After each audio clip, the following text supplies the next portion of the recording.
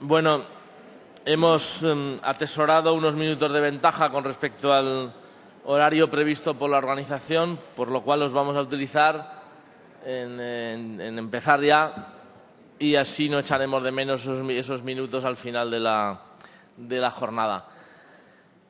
La mesa que, después de haber visto y haber reflexionado sobre la violencia con animales y entre personas, y después de haber visto algunas experiencias educativas de gran interés, y después de haber reflexionado sobre el caso concreto de la tauromaquia y los niños a partir del informe del Comité de Derechos de los Niños de la ONU, vamos a abordar la mesa final. Una mesa donde deberían de aparecer ya propuestas. En ese sentido, va a haber tres ponentes. En primer lugar, va a intervenir Javier de Lucas. Su tesis o su exposición será algunas propuestas de incentivación de los derechos de los niños en relación con la educación en el respeto y la no violencia con los animales no humanos.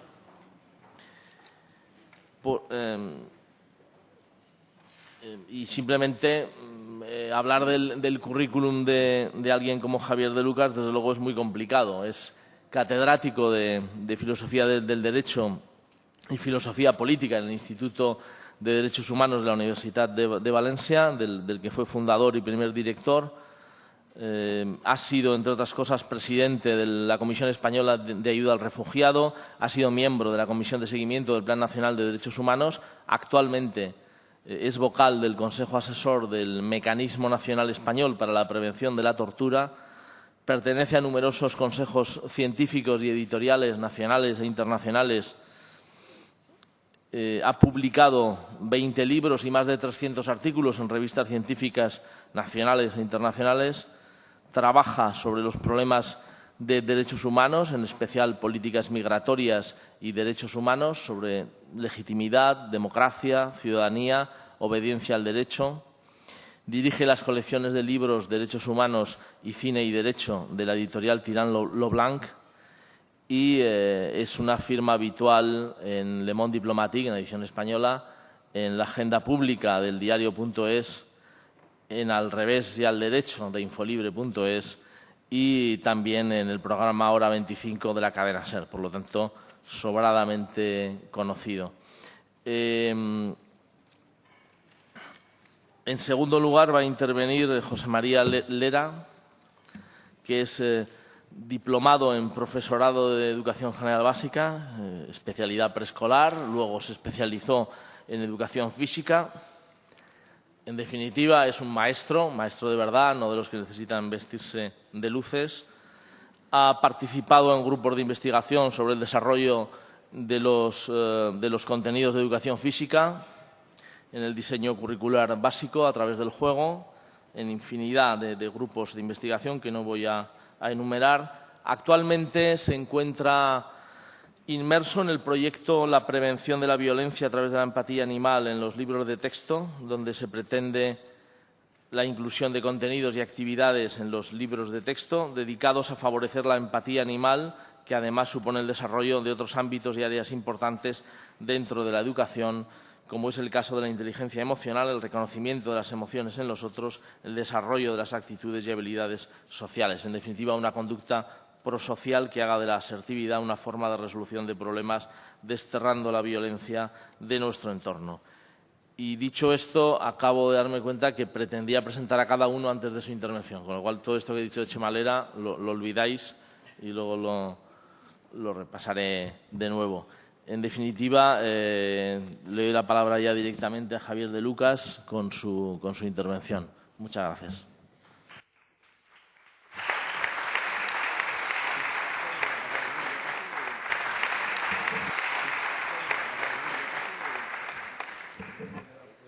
Hola, buenas tardes a todos. Por supuesto, quiero tomar un minuto solo para agradecer a la Asociación Parlamentaria de Defensa de Derechos de los Animales la invitación para venir y participar en esta jornada y también agradecer la colaboración de la Asociación Franz Weber cuyos responsables me contactaron también, responsables y amigos, me contactaron para acudir. Tengo que hacer dos advertencias. La primera es que yo no he venido a descubrirles nada y me temo que las propuestas que voy a hacer al final no van a ser nada novedosas. Lo que quiero es expresar públicamente mi agradecimiento por el trabajo de todos ustedes, por las reflexiones que han presentado ustedes a lo largo del día, tanto los ponentes como los participantes, que me han hecho aprender y compartir, y de las que salgo con ideas, salgo con dudas también, me hacen pensar, eso siempre está bien. Lo que yo puedo hacer es compartir con ustedes algunas reflexiones, ahora indicaré que son básicamente tres, que no descubrirán, pero que quizá, al menos en algún caso, ayuden a dar alguna pista que pueda ser útil en el trabajo, sobre todo en el trabajo de sensibilización, en el trabajo en la dimensión educativa, que es en la que yo me muevo con algún conocimiento. En las otras, la verdad es que no tengo nada que compartir siquiera, no ya que enseñar. Y quizá también proponer algún argumento sobre cómo mejorar la presentación de nuestros alegatos. La segunda advertencia que quiero hacer es que yo carezco de cualquier sentido del tiempo, sobre todo cuando hablo de un asunto que me interesa. Y entonces le ruego a Jesús que me corte cuando se harte o vea caras de hartazgo entre ustedes, porque no mido bien el tiempo. Bueno, tendré que añadir una tercera advertencia, es que casi nunca hablo de lo que he prometido, porque Jesús ha dado un título enorme, genérico, muy complejo y tal, y yo al final decidí que de eso no podía decir nada y que mejor que concretara un poquito, y entonces lo que yo les quiero hablar es un poquito de la educación no especeísta como un derecho de los niños y del sentido que eso tiene, de cómo ayudar a eso, ¿no? Voy a dividir mi exposición en tres partes, insisto, nada novedosas. En la primera, que es el núcleo, el punto de partida, que seguro que ustedes comparten de una manera o de otra conmigo, insistiré en que nos va todo en superar el prejuicio especeísta. O sea, que la clave de nuestro trabajo es la contribución a la creación de una cultura no especeísta, que es un reto enorme, pero para el que contamos con una enorme palanca, que es que tenemos razón, y que si queremos una sociedad justa y compasiva, una sociedad decente, esto pasa por la creación o la contribución de la creación de una cultura no especeísta. La segunda posición, o el segundo punto de mi exposición, tiene que ver con la consecuencia de esto en el ámbito de los derechos. Quizá esto pueda ser algo novedoso para alguno de ustedes, aunque pienso que también son tesis compartidas. Es decir, cómo se traduce la cultura especeísta en el ámbito de los derechos y qué hacer para que en el ámbito de los derechos haya una posición no especeísta. Y la tercera, que en realidad sería el objetivo, es las condiciones del derecho a una educación no especeísta como el núcleo del derecho a la educación de los niños. Por supuesto, no solo de los niños. Hablo de los niños porque es en lo que se centra la jornada, o uno de los dos ejes de la jornada, pero habría que extenderlo a otras cosas. En el ámbito en el que yo me muevo, y quizá a alguno de ustedes le resultará familiar la misma observación, suele ser frecuente que te pregunten cuando vas a una exposición: ¿usted tiene algo que decir o trae un PowerPoint? Yo he traído un PowerPoint, pero espero que sirva de algo lo que voy a decir. En todo caso, ahí está el PowerPoint para entretenerse, más o menos.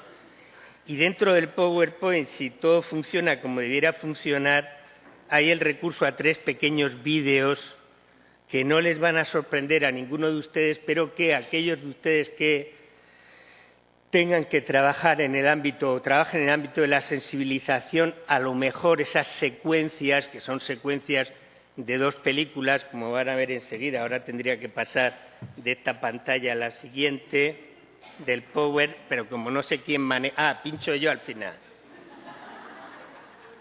Pues pincho yo. Funciona, sí. Los vídeos son de estas 2 películas. Es la secuencia inicial de Grupo Salvaje, de Sam Peckinpah, que a mí me parece una secuencia genial, y son 2 secuencias de una película a su vez genial y muy diferente, previa, esta de Luis Buñuel, sobre los olvidados. En una y otra, naturalmente, no con la profundidad ni con la experiencia y pericia profesional que mostraban los ponentes anteriores, sobre todo la presidenta de Proda, Agustín Mansilla, también Esperanza Otero.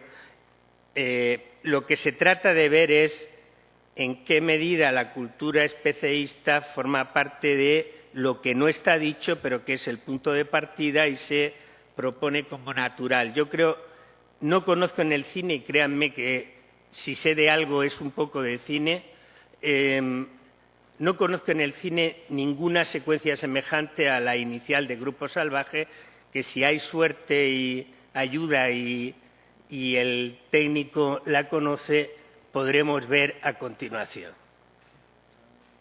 Pam. ¿O no? No.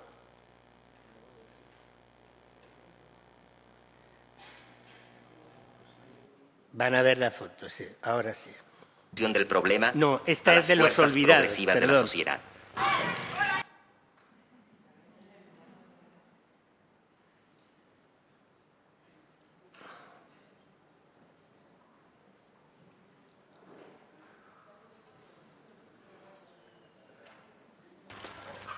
Esta es la segunda de los olvidados. La culpa es mía, no del señor que está consiguiendo que veamos las imágenes, ¿no? La culpa es mía, que le tenía que haber advertido que la primera era la de Grupo Salvaje. Pero ahora la encontrará porque es el tercer vídeo, no hay más. O sea que hemos fallado 2 veces, pero esta vez ya no se falla. El propósito muy evidente es mostrar que la violencia real, el comienzo de la violencia, no es cuando llegan los violentos adultos en su cabalgada. El origen de la violencia está en esos niños para los que es natural torturar a los animales, para los que la crueldad con los animales es natural. Y eso mismo, enfocado de otra manera, lo vamos a ver en los 2 vídeos, que son en realidad 2 secuencias de la película Los olvidados de Buñuel, que ahora, con un poco de suerte, proyectarán también. Estos son cortísimos. En realidad, uno dura escasamente 40 segundos y el otro 1 minuto y medio. Del problema a las fuerzas progresivas de la sociedad. La primera secuencia son los chicos que son los marginados, que se entretienen. Ahora en el segundo, que es una secuencia un poco más larga, en la que Pedro apalea unas gallinas, es donde Buñuel, yo creo que expresa con gran sencillez, pero al mismo tiempo con genialidad, el mismo mensaje que en el fondo Peckinpah quería explicar.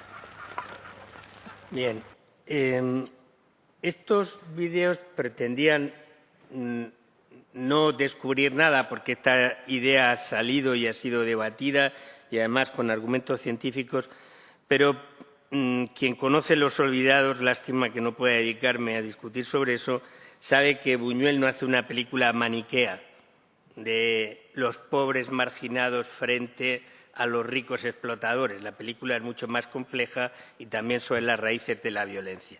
Lo que me interesaba tanto en uno como en otro es recordar, no descubrir, insisto, hasta qué punto el momento fundacional de una cultura no especeísta se está dilatando enormemente, porque los precedentes se pueden remontar al 18, porque todavía hoy no hemos conseguido ni siquiera la fase de formulación de lo que esa cultura no especeísta significa.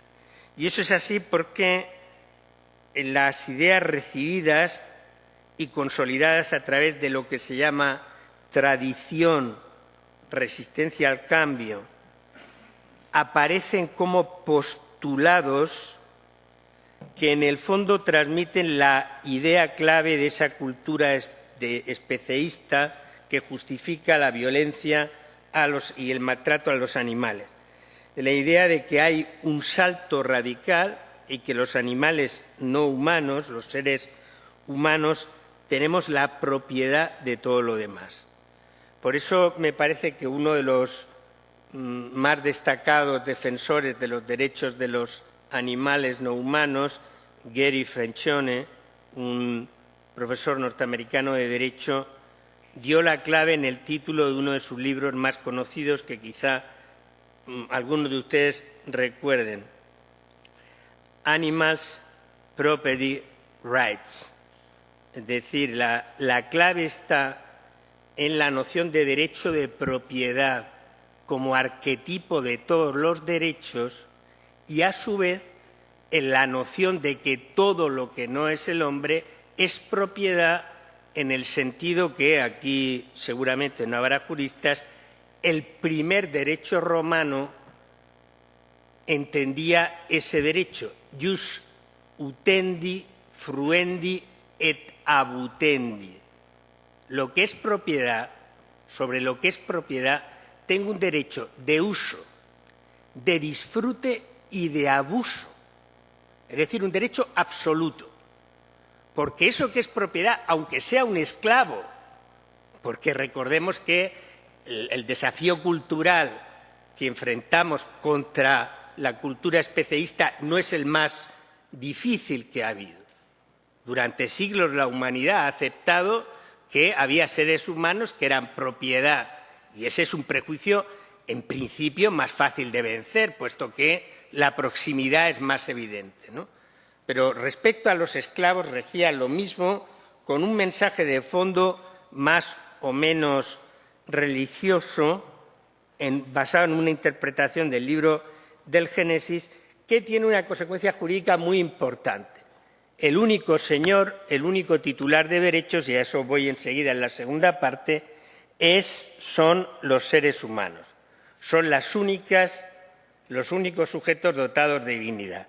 Sobre eso hay testimonios en la literatura y en el cine, y hago esta referencia por si alguno quiere utilizarla, que van desde Plutarco, Montaigne, la afirmación conocida del origen del ensayo de Montaigne sobre el origen de la desigualdad, en la que Montaigne explica que ve menos diferencia entre un hombre y una bestia que entre dos hombres, con muchísimos casos, ¿no? Y, sobre todo, la lección que alguno de ustedes que ya me ha sufrido alguna vez sabe que a mí me apasiona, que es la lección de Swift en uno de los mejores libros de filosofía política que se hayan escrito nunca, que son Los viajes de Gulliver. Los viajes de Gulliver son, como saben todos ustedes, una metáfora de la relación del ser humano con la diversidad. Gulliver es el ser humano universal, es varón, es inglés, seguramente estamos hablando del 18, es inglés y domina Escocia, entre otras cosas, pero domina el resto del mundo, y es científico porque es médico. Pero además de todo eso, es lo más que se puede ser, es capitán de barco. Y eso, este sujeto universal, por estos atributos, va enfrentándose con diferentes formas de diversidad y relativizando esas formas de diversidad que niegan a esos otros diferentes la condición de sujetos de derechos. ¿Cuál es el último viaje?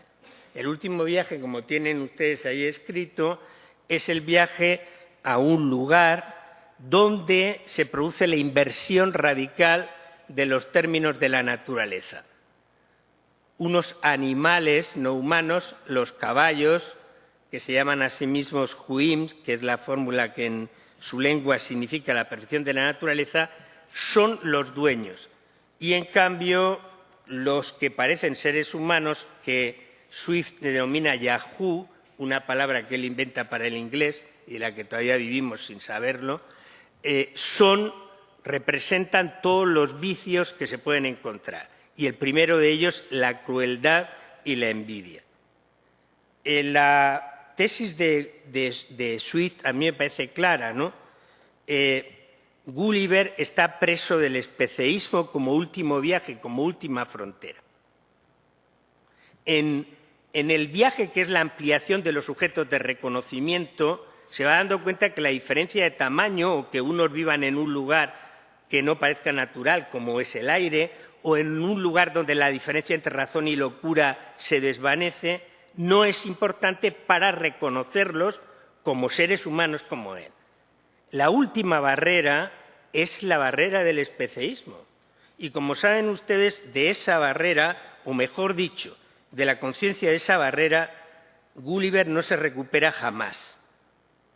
Hasta el punto de que, viviendo ya otra vez en casa con su familia, de vez en cuando tenía que irse a los establos para encontrar la humanidad allí donde otros solo veían animalidad. Son los animales no humanos los que humanizan al hombre y no al revés. Esto se puede encontrar en otros textos de literatura y, por supuesto, en el cine. Ahí he puesto dos ejemplos, El Señor de las Moscas, o en cine las películas de ciencia ficción de Ridley Scott, o incluso las de Tarantino, ¿no? Lo que me interesa ahora es pasar al segundo punto. Esa barrera que es la cultura especeísta, que sería el último desafío, un desafío muy importante porque no es solo cultural, sino de nuestro modo de vida. Hay que pensar, lo saben ustedes mejor que yo, en el orden social y económico basado en la cultura especeísta, en la industria alimentaria, en nuestra relación de posesión con los animales, etcétera. Todo eso que saben ustedes mejor que yo, tiene una consecuencia importante desde el punto de vista de los derechos. Ya sé que no se cambia la sociedad por decreto, ¿no? Que el cambio, el desafío de superar la cultura especeísta no se va a hacer a golpe de boletín oficial del Estado, pero las leyes y el derecho son muy importantes. Y son muy importantes sobre todo para hacernos ver eso que tienen ustedes ahora en esta diapositiva, un paso, un lugar común de Horacio, que en su totalidad dice «Quid rides mutato nomine de te fabula narratur». ¿Por qué te ríes? Simplemente, si cambias los nombres, la historia está hablando de ti.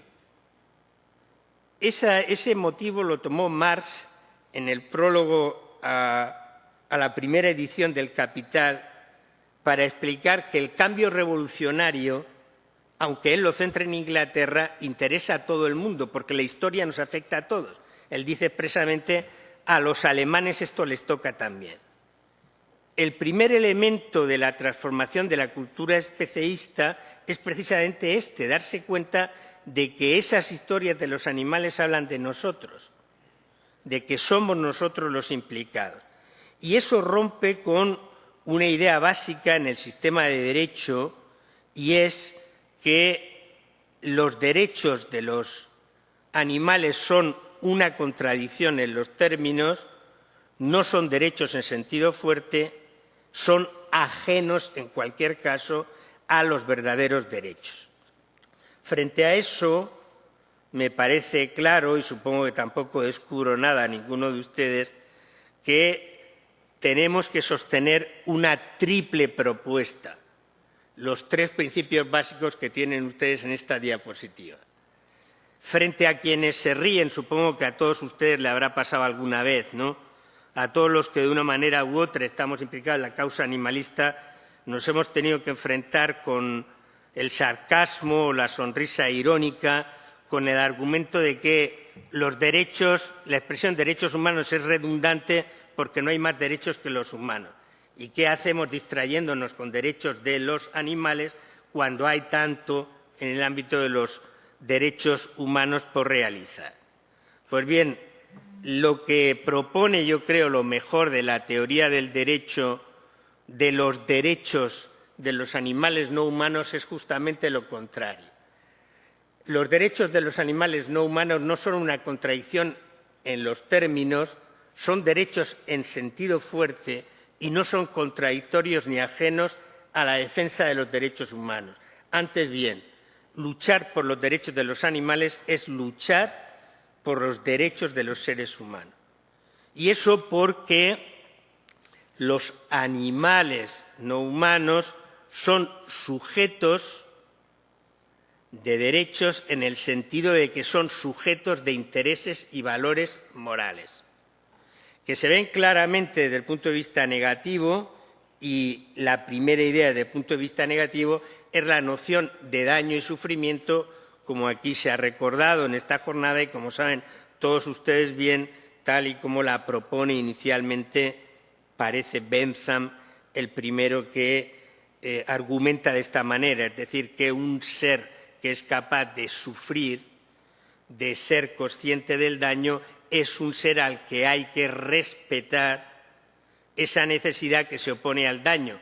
Y esa necesidad es la noción de derecho, es la clave de la noción de derecho. Por lo tanto, los animales no humanos son portadores de valores morales, de intereses morales relevantes y de dignidad. Y son valores e intereses morales relevantes porque su daño es un daño inaceptable. Pero recordaba hace un momento que para entender esto es preciso no solo presentar teorías jurídicas, sino sobre todo entender de otra manera la relación entre seres humanos, animales humanos y animales no humanos, y sustituir la visión de la propiedad y del dominio por una visión que en gran medida debemos a la única revolución que seguramente ha quedado del siglo XX, que es la del feminismo. La noción de responsabilidad y de cuidado como claves de la relación. La sustitución del propietario por aquel que tiene una responsabilidad de reconocimiento. Una oposición que naturalmente no es solo a la cultura especialista, sino a la cultura patriarcalista o, si lo quieren sin más, machista. Pero esa cultura del cuidado exige la noción de garantía. Y la noción de garantía es precisamente lo que llamamos derechos. No basta con ser buenos, no basta con tener buena conciencia, no basta con tener, digamos, una capacidad de empatía, como tantas veces se insiste. Por supuesto que la transformación cultural llevará a esa noción de empatía, a saber advertir la proximidad. Pero hay un paso que hay que dar y ese paso es el de la seguridad en la garantía, y eso es el derecho. En ese sentido, a mí me parece que la lucha en la que estamos la mayoría de los aquí presentes, desde luego ustedes, la mayoría de ustedes, de una manera mucho más activa que yo, es la misma que ha explicado la progresión del derecho. El derecho no es tanto una losa fabricada por los legisladores y que desciende sobre los demás. El derecho es un instrumento para luchar por el reconocimiento de la satisfacción de necesidades. La clave del derecho no es la producción de normas, la clave del derecho es la lucha social por los derechos. El derecho no avanza a golpe de descubrimiento del legislador genial. El derecho avanza, y así ha sido siempre, en todas las revoluciones de extensión de los sujetos del derecho, el reconocimiento como seres humanos de todos los otros, empezando por aquellos que tienen otro sexo, de las mujeres, de los trabajadores, de los diferentes características etnoculturales, es siempre esta: la lucha por la extensión del reconocimiento de los otros como sujeto de derechos. En esa lucha, naturalmente que es importante alcanzar instrumentos de garantía, es decir, que se fijen qué derechos, que se fijen catálogos de derechos, que se fije un número de derechos que son condiciones sine qua non. Pero, desde luego, como decía antes, no es solo ni fundamentalmente a través de la evolución de la cultura jurídica y de los instrumentos de garantía, sino a través de la educación, como conseguiremos ese objetivo. Y antes de ir al tercer punto, que es qué educación, qué noción de derecho a la educación, en qué consiste el derecho a una educación no especialista, que son preguntas retóricas para la mayoría de ustedes que lo saben bien, quiero recordar que educación es, perdonen el truismo, perdonen el argumento evidente, pero en fin, me lo recuerda a mí mismo si quieren, que educación no es adoctrinamiento ni enseñanza. Educación es sacar de dentro lo que uno tiene. Para sacar de dentro lo que uno tiene hay que partir de que quienes parecen una tabula rasa sin serlo, los niños, no tienen dentro las semillas de la violencia, no tienen dentro el desprecio a los demás. No se trata de una tara biológica con la que debemos combatir. Y, por consiguiente, de ese punto de partida nace la convicción de que es posible un proceso educativo y no un proceso de conformación.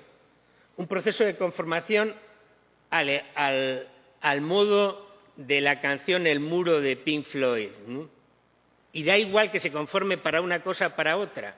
Eso no es educación. Por lo tanto, la clave de la cultura en el sentido de la educación no puede estar tanto en el adoctrinamiento cuanto en el respeto para hacer desarrollarse la propia personalidad y en la ayuda para hacer salir lo mejor de esa personalidad. Y permítame que matice también, antes de entrar en ese tercer apartado, que eso es un proceso que no se acaba nunca. Es verdad que la educación tiene como sujetos destinatarios más importantes, prioritarios, a los niños, pero nos equivocamos y pensamos que se trata solo de educar en una cultura no especialista a los niños. Esa educación tiene que ser una educación, desde luego, en el ámbito formal, empezando en esos niveles de infancia y de adolescencia, pero tiene que seguir. Yo creo que aquí se han expuesto algunas experiencias, yo conozco otras, en las que en la formación continua se trata precisamente de ayudar a aprender a los adultos la importancia de esa cultura no especialista. Por supuesto que la clave está en los niños, ¿no?, porque son los que vendrán. Pero no descuidemos o no demos por imposible esos otros niveles de formación. Yo creo que en eso instituciones como los diferentes colegios profesionales de educadores, como en el ámbito universitario, por ejemplo, los institutos de derechos humanos, instituciones como la que, o organizaciones como la que presentaba esta mañana el profesor Villagrasa, Ayuda, o iniciativas como las que algunos colegios profesionales están desarrollando en Barcelona, recientemente en Valencia, están aquí algunos de los responsables de esas iniciativas, tratan de formar en esa cultura no especialista y muy específicamente en las consecuencias jurídicas de la cultura no especialista a profesionales clave, que son para mí los profesionales de los medios de comunicación, los que llamaré profesionales de la justicia, aquellos que tienen la palanca clave de la garantía de los derechos y de la sanción contra quienes no respetan los derechos, donde incluyo también, obviamente, a los profesionales de la policía como brazo de ejecución y, por supuesto, también a los profesionales de la educación, no me olvido de ello. De manera que las propuestas para una cultura no especialista tienen que contemplar programas de formación específicos para esos sectores. Y yo creo que está bien que pongamos todo el énfasis en digamos, los niños, pero no olvidemos esto. Voy al último punto y voy rapidísimamente. Me parece que uno de los problemas que plantea, aunque sé que se ha explicado eso mejor de lo que lo pueda hacer yo esta mañana, que plantean los instrumentos de reconocimiento de derecho de los niños a una educación no especialista es el primero, que no existe el enunciado como tal. Existen objetivos básicos del proceso educativo en sentido de desarrollo de la personalidad y, entre otros, los objetivos básicos de la educación que se encuentran en los principios rectores de la Convención de los Derechos del Niño, ¿no? Por supuesto que eso no está ni siquiera en el primer intento que podía haberlo traducido, el decreto 1636 de 2006, por el que se planteaban los objetivos de la asignatura de Educación para la Ciudadanía. Yo creo que tampoco se encuentran en la LOMCE, tal como yo la he leído, aunque sé que sobre esto hay quien ha trabajado entre ustedes, ¿no? A mí me parece que si uno lee, por ejemplo, los artículos 16.2, 24.4 y 24.8, el 34 o el 40 de la LOMCE, no encuentra esos objetivos no ya en el desarrollo curricular, que está más allá de la LOMCE, sino en los enunciados o guías directrices. Ni siquiera, en los contenidos de esas asignaturas que se plantean en secundaria con el título de valores éticos. Me ha interesado mucho la referencia que se ha hecho esta mañana a una vía abierta por la que se puede introducir precisamente un refuerzo de la cultura especialista y que yo creo que es importante ser vigilantes y denunciar. Yo vengo, como algunos de los ponentes y de los intervinientes de hoy, vengo de la Comunidad Valenciana, donde el desarrollo del módulo teóricamente educativo Cultura Valenciana, por vía del subterfugio identidad cultural, se vincula precisamente a la cultura del maltrato. Aquí se ha discutido el ejemplo de Algemesí, que efectivamente es muchísimo más duro que el del Toro de la Vega. Muchísimo más duro por su mayor extensión, por su mayor profundidad, por la mayor capilaridad. Pero esto puede suceder en cualquier comunidad autónoma en la que, sobre pretexto de un argumento que está también en los principios de la Convención de Derechos del Niño, que es la adecuación de la educación del niño al contexto sociocultural y económico en el que vive, se puede introducir el asimilar, socializar al niño en pautas que son contrarias al modelo educativo, que pueden ser, por ejemplo, el desprecio hacia la mujer, la justificación de la violencia de género, la justificación del maltrato a la mujer, y pueden ser perfectamente, como han señalado ustedes a lo largo de esta mañana, en la discusión de la mañana, desde luego, puede ser perfectamente la justificación de prácticas e incluso instituciones de violencia animal, de violencia especialista. En ese sentido, yo creo, y no sé si con esto me coloco a contrapié, creo que la Convención de Derechos del Niño no presenta suficientes garantías. Alguien me podría decir, creo que ha sido mi amiga Ana la que lo ha explicado en su ponencia, que hay el contrapeso del interés superior del niño, ¿no? Entonces, decir, vale, sí, es cierto que el principio de la UNESCO habla de la adecuación del niño a su contexto sociocultural, como aquí de toda la vida hemos tirado los toros al mar para jugar con ellos y allá se ahoguen porque nos divierte, pues el niño hay que educarlo en esto. Ana decía, no, esto va contra uno de los 4 principios rectores, que es el principio del interés superior del niño en el desarrollo de su personalidad como un sujeto activo de ciudadanía y de prepararse para una sociedad en la que se gestione de manera no violenta el conflicto, que es el cuarto principio de los 4 rectores de la Convención, y eso puede contrapesar.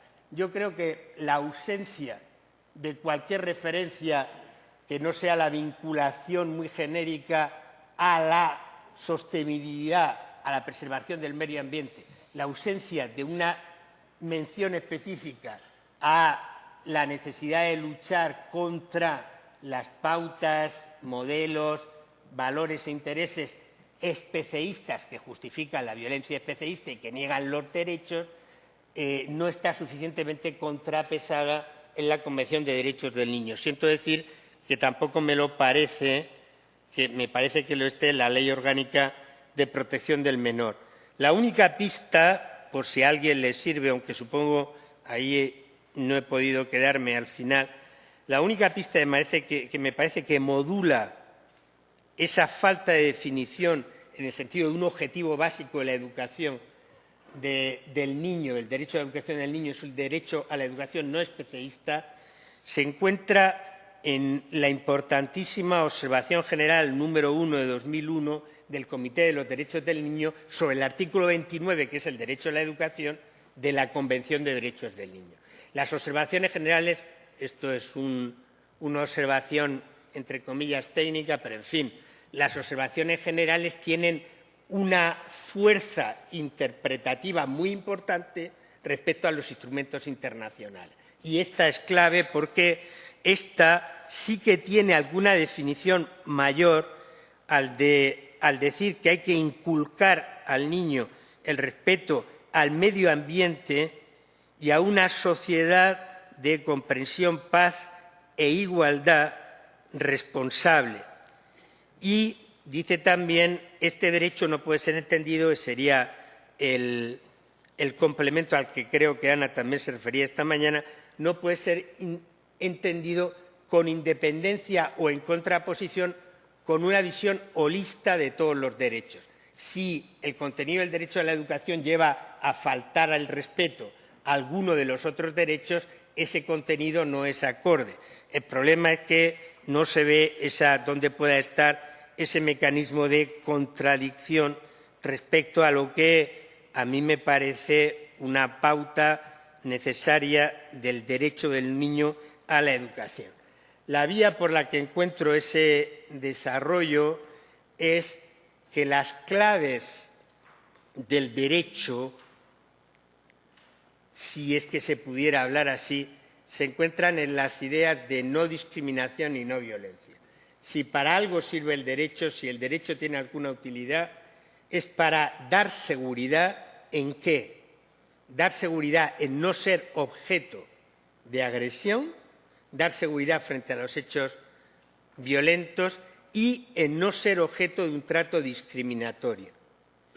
En la medida en que nosotros aceptemos la propuesta de extensión de sujetos básicos de derechos que hacía al principio, parece claro que esas dos ideas llevan a exigir como un elemento nuclear del contenido del derecho a la educación del niño el que sea educado en pautas que luchan contra la violencia y la discriminación, y eso significa en pautas de una cultura no especialista. Termino con 3 propuestas, que en realidad son 4, que no son novedosas, pero que no por conocidas me parecen menos importantes.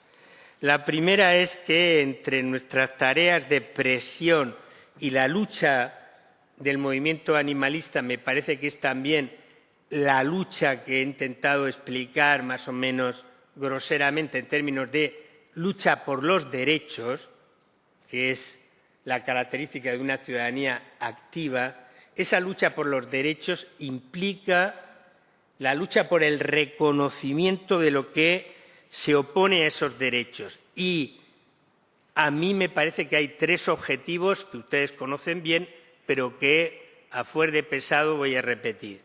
A riesgo de pesado, porque a fuer ya sé que soy pesado, pero en fin, además de ser pesado hay que tratar de evitar de serlo. Pero El primero es la prohibición, la lucha por la prohibición, la tarea de presión ante los legisladores, la tarea de presión ante nuestros representantes políticos, la tarea de presión ante las instituciones públicas más a nuestro alcance, empezando naturalmente por las comunidades locales, es la lucha por la prohibición de la presencia y o asistencia de los niños en espectáculos y prácticas de maltrato a los animales. Este es un objetivo perfectamente asequible, yo creo que es un objetivo comprensible y es un objetivo que parece que estuviera conseguido y, sin embargo, no lo está. Y cuando digo presencia no me refiero a la presencia física solo, sino también el que en horario infantil se produzcan emisiones de radio y de televisión que tengan que ver con esas prácticas. La segunda es la lucha por la desaparición de toda subvención o medida de promoción con recursos públicos a actividades e instituciones de formación en el maltrato. Por ejemplo, y este es un asunto sobre el que Ana ha trabajado y algunos de ustedes lo han explicado y en el debate de esta mañana ha salido, la lucha contra la subvención a las escuelas de tauromaquia, la lucha contra la subvención o la declaración de actividades de interés público y, por tanto, dotadas de beneficios, por ejemplo, fiscales, a escuelas en donde se enseñan esas prácticas de maltrato. Y la última, y esto tiene que ver con reformas que ya no son asequibles porque la ley está aprobada, pero que si se produce un cambio electoral en los resultados electorales inmediatos se puede empezar a conseguir a nivel al menos municipal y autonómico y más pronto que tarde también a nivel de todo el Estado, es la inclusión en los programas educativos de formación obligatoria de la perspectiva antiespecista como módulo transversal. A mí me parece que hay suficientes recursos educativos. En esta misma jornada se nos han dado ejemplos de esos recursos educativos y en algunos centros, en otros niveles de enseñanza, por ejemplo, en la universidad, en los institutos de derechos humanos, en los trabajos de asociaciones universitarias de derechos de los animales, en máster sobre derechos de los animales, hay recursos educativos para definir las características y el contenido de la educación no especialista como un módulo transversal obligatorio en la enseñanza, en los niveles de enseñanza obligatorios. Les reitero mi agradecimiento por la atención a una intervención que no les ha descubierto nada, que les ha recordado ideas que ustedes tenían y que llevan a la práctica mucho mejor que yo y, sobre todo, mi agradecimiento por todo lo que llevo aprendiendo a lo largo de esta jornada. Y les libero ya de seguir escuchándome esta tarde. Muchas gracias por su paciencia.